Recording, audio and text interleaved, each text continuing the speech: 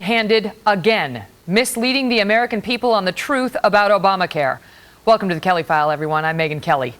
2 weeks ago, the White House touted the number of people getting coverage thanks to the president's health care law, announcing 6 million people are poised to get health care coverage because of Obamacare.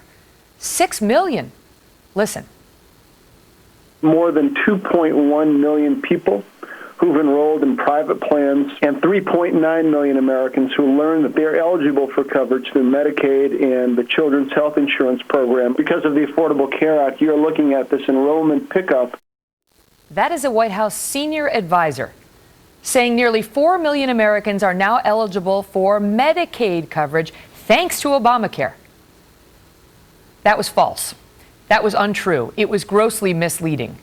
The senior elections analyst for the well-respected RealClearPolitics.com, Sean Trend, sat down and crunched the numbers, concluding, quote, only 380,000 new Medicaid enrollees are due to Obamacare, a far cry from 4 million. Look at those numbers. Look at the overstatement. They were apparently taking credit for people who are renewing their pre-existing Medicaid plans, claiming those people owed it all to Obamacare. Not true. And the administration continued in its false assertions. On January 10th, President Obama's official Twitter account sent out a tweet again claiming 6 million Americans, quote, have already signed up for coverage thanks to health reform, adding, quote, that's a fact. No, it isn't. The Washington Post's nonpartisan fact checker today gave that claim 3 Pinocchios. The paper's headline reads, quote, warning, ignore claims that 3.9 million people signed up for Medicaid because of Obamacare. Reporter Glenn Kessler calling that assertion flat out, quote, ridiculous. Chris Direwalt is our Fox News digital politics editor. Chris, I want to take you back to the fallout of if you like your plan, you can keep it, period, which we know was a gross misstatement to be charitable. The president got hammered at a press conference that he finally had to hold about honesty and how important that is in a relationship between a president and the American people. And here is what he said in part. Listen. There are all kinds of challenges. I'm sure there will be additional challenges that come up. And it's important that we're honest and straightforward in terms when we come up with a problem with these reforms and these laws, that we address them. It is important to be honest and straightforward. And now, yet again, we are told he wasn't. Your thoughts? Well, how about this? How about all of the people who have said in the past week that if Chris Christie of New Jersey has told a word of a lie, if anything is untrue, his future is ruined, there is no more Chris Christie, and they're going to feed him to sharks off the Jersey shore. And that all may be true, but how about a president who is caught in the most substantial deception in the history of modern American politics, arguably, since it led to his reelection? How about that guy? Isn't he obliged to be truthful and straightforward with the same electorate that he deceived before? One would think for them to carry forward with this deception knowingly. This is not a I wonder, or it's fuzzy, as it is with everything else, it seems, about statistics about this law. We just don't know. We can't figure it out. We can't track it. In this case, they took credit for something that they could not claim, which is those individuals who are always signing up for Medicaid, because poor Americans are always signing up for Medicaid, and they took credit for all of them ever since they turned Obamacare on, and it's not accurate. It's not a rounding error.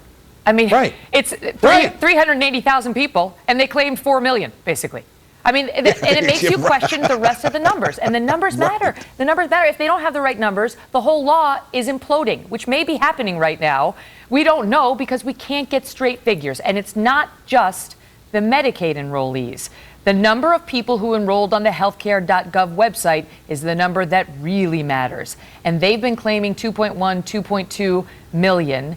And there was a hearing today that tried to get to how many of those are real. Listen to this. The most important number, as has been reported by many news outlets, is whether individuals have paid.